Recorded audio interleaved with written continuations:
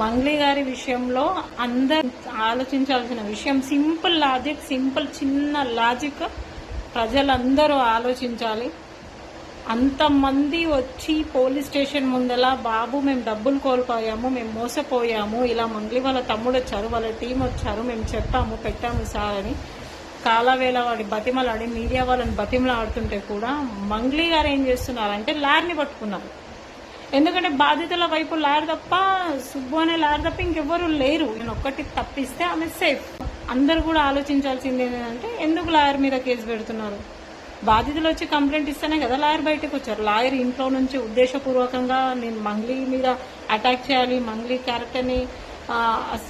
Character పై దెబ్బ కొట్టాలి, ఆమె ఫ్యూచర్ని దెబ్బ కొట్టాలి, ఆమె ఇమేజ్ని డ్యామేజ్ చేయాలి, ఆమెకేం లేకుండా చేయాలని లాయర్ మిమ్మల్ని చూపెట్టుకొని లేడు కదా.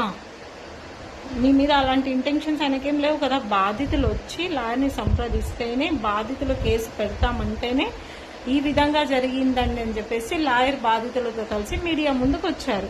ఇప్పుడు మీరు పట్టుకోవాల్సింది మీ తమ్ముడిని, మీ వెనక జరిగిన టీంని. మీకు నిజంగా సంబంధం లేకపోతే మీ తమ్ముని మీడియా ముందుకు తీసుకురండి, మీ తమ్ముడు వాళ్ళ ఫ్రెండ్ని తీసుకురండి, ఆ వీడియోస్ తీసుకురండి, ఆ టీంని తీసుకురండి. ఎందుకు తిరిగారు ఈ బాధితుల వైపు, ఎంత డబ్బు తీసుకున్నారని నువ్వు క్వశ్చన్ చేయి. అప్పుడు నీ మీద ఉన్న అభిమానం అలాగే నిలబెట్టుకున్న దానివి అవుతావు. మీరేం చేస్తున్నారు? లార్ని పట్టుకున్నారు. ఇక్కడే అర్థమవుతుంది మీరేంటో. లార్ని తప్పిస్తే మీ కేసు క్లోజ్. అదే ఆలోచిస్తున్నాను. నేను మాట్లాడింది రైటా రాంగా?